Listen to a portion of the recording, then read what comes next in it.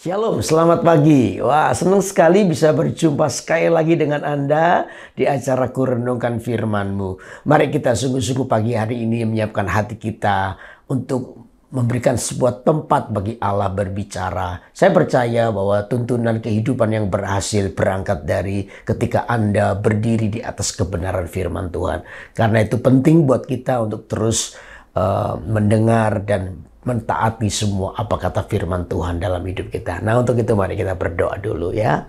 Tuhan Yesus, terima kasih, kami bersyukur pagi ini kami boleh terus diberi kesempatan untuk kami boleh mendengar firman-Mu.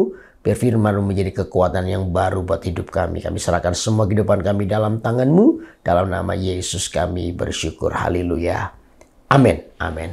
Nah, untuk itu mari kita akan baca Alkitab kita di dalam Amsal pasal yang ke-18 ayat 1 dan yang sampai dengan yang ketiga.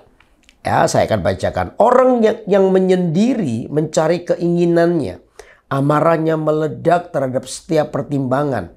Orang bebal tidak suka kepada pengertian, hanya suka membeberkan isi hatinya. Bila kefasikan datang, datanglah juga penghinaan dan cela disertai cemooh. Saudara, ada 3 situasi keadaan kita yang membuat kita ini mudah jatuh. Saudara, kadang-kadang iblis itu membuat kita terpojok sehingga kita berada di situasi ini. Dan ini yang selalu berbahaya. Alkitab menasihatkan, saudara, jangan sampai engkau di situasi ini. Karena begitu kita berada di situasi ini, persoalan hidup dipakai oleh iblis untuk menggiring kita di situasi itu, maka dipastikan mudahlah kita jatuh di dalam dosa. Nah, situasi apa itu? Kata Alkitab yang Amsal 18 ayat pertama ini, orang yang menyendiri, ya, dikatakan orang yang menyendiri mencari keinginannya, amarahnya meledak terhadap setiap pertimbangan. Dikatakan orang yang menyendiri, satu situasi di mana Anda merasa sendiri. Anda merasa tidak ada yang bisa menolong Anda. Anda merasa bahwa tidak ada pertolongan, tidak ada perhatian, tidak ada yang mendukung Anda. Nah, situasi itu yang menjadi situasi yang berbahaya buat hidup kita. Di mana ketika seseorang mulai merasa sendiri, tidak diperhatikan, merasa tidak diperhatikan, merasa tidak ditolong.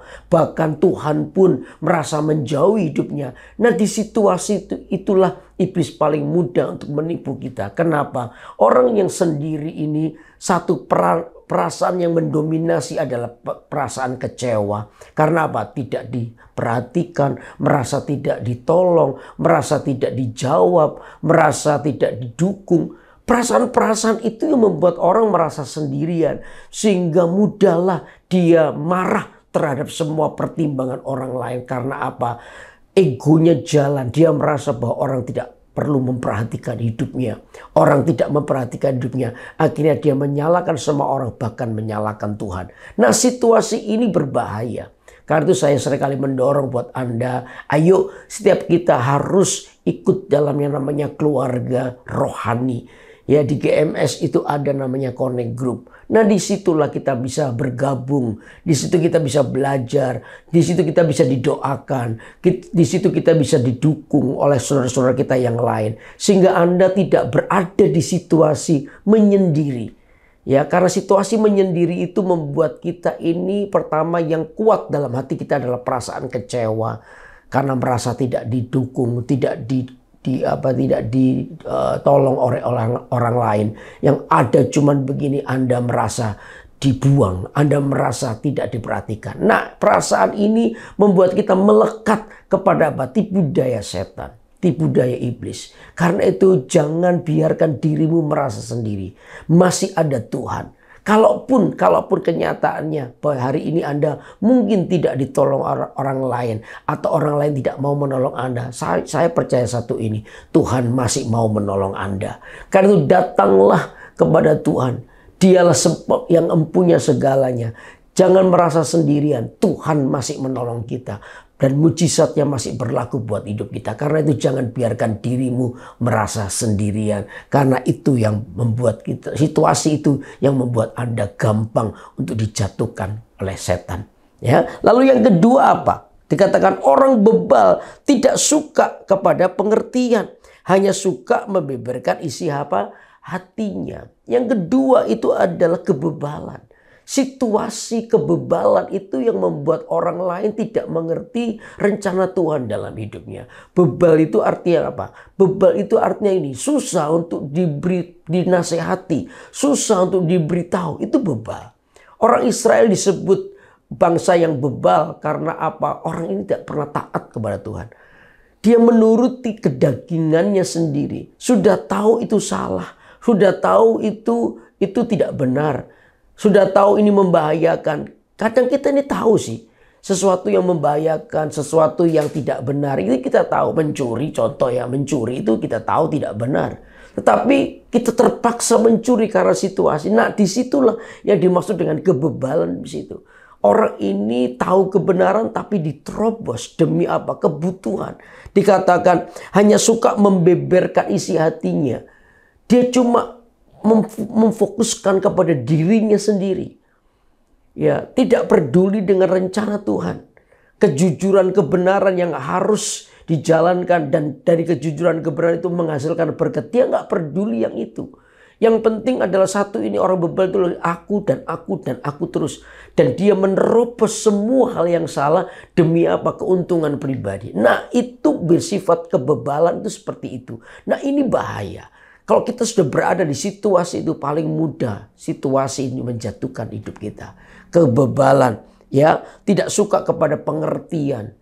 Dia hanya menuruti keinginan sendiri sebab dirinya akan menjadi Tuhan buat dirinya sendiri. Nah, ini yang berbahaya. Situasi ini bisa dipakai oleh iblis untuk menjatuhkan Anda dan saya.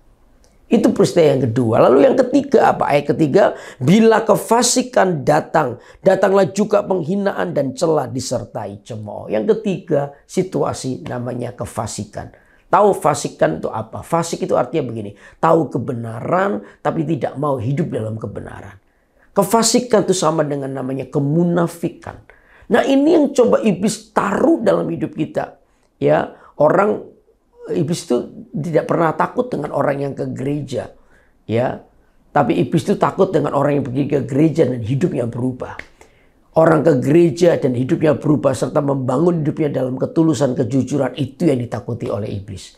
Karena itu iblis mencoba untuk menyuntikkan yang namanya kefasikan supaya Anda menjadi orang yang munafik, kita menjadi orang yang munafik. Nah, situasi itulah yang paling gampang untuk dipakai oleh setan untuk menjatuhkan Anda dan saya.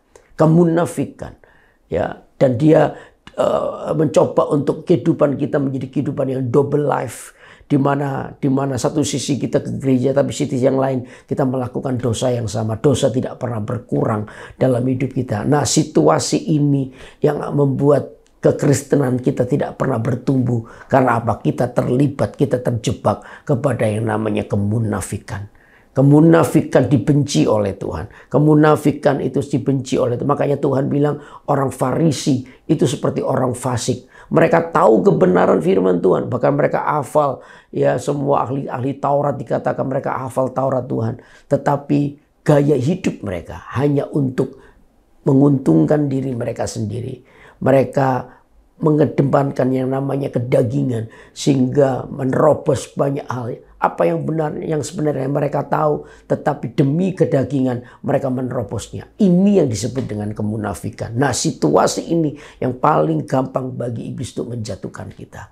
Jadi pagi ini kita belajar ada 3 situasi yang Anda dan saya perlu untuk mawas diri dan memperhatikannya. Yang pertama adalah merasa sendirian, ya, merasa sendiri.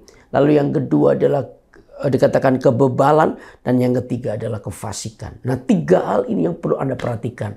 Ketika Anda memperhatikan 3 hal ini dan Anda menjauhnya, saya percaya kekristenan kita akan bertumbuh. Kekristenan kita bukan karena apa kata orang, tapi kekristenan kita karena Anda mengalami pengalaman-pengalaman rohani bersama dengan Tuhan, dan itu yang mengubah hidup kita. Itu yang tidak bisa dibohongi dalam hidup kita. Karena itu ayo sungguh-sungguh jauhi 3 situasi ini supaya Anda dan saya menjadi orang Kristen yang terus bertumbuh di dalam Tuhan. Amin. Mari kita berdoa. Tuhan Yesus, ajari kami untuk menyadari bahwa di dalam Engkau perlu yang namanya keputusan untuk kami bertumbuh. Karena itu Tuhan, kami tidak mau menjadi orang yang merasa sendirian. merasa tidak ditolong, merasa tidak didukung, apalagi merasa Tuhan tidak memperhatikan kami. Tuhan, dijauhkan kiranya perasaan itu dari kami. Kami tahu sampai hari ini Tuhan masih memperhatikan kami. Terima kasih ya Tuhan, jauhkan kami juga dari sikap kebebalan, di mana kami menjadi orang yang sulit untuk diajar, tidak mau mendapatkan pengertian. Yang berjalan adalah cuma diri kami sendiri. Tuhan, ampuni keadaan ini yang mungkin menimpa beberapa orang di antara kami.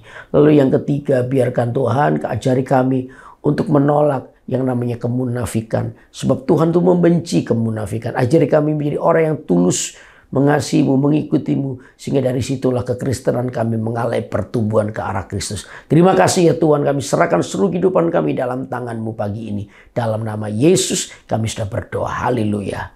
Amin. Amin. Amin. Senang sekali untuk terus menyampaikan kebenaran firman Tuhan buat Anda. Biar firman Tuhan ini juga menjagai hidup kita, menjadi pagar buat kehidupan kita semua, sehingga kita boleh terus memuliakan Tuhan. Karena itu ikuti terus acara Kurenungan Firman-Mu tiap hari Senin pukul 6 pagi waktu Indonesia bagian Barat atau pukul 7 pagi waktu Indonesia bagian Tengah di YouTube KMS Kalimantan. Saya percaya saudara yang belum subscribe, sekarang subscribe. Saya percaya Anda akan diberkati dengan acara-acara rohani yang akan mendatangkan pertumbuhan rohani buat hidup Anda. Karena itu tetap semangat ya, Tuhan Yesus memberkati kita semua. Bye-bye.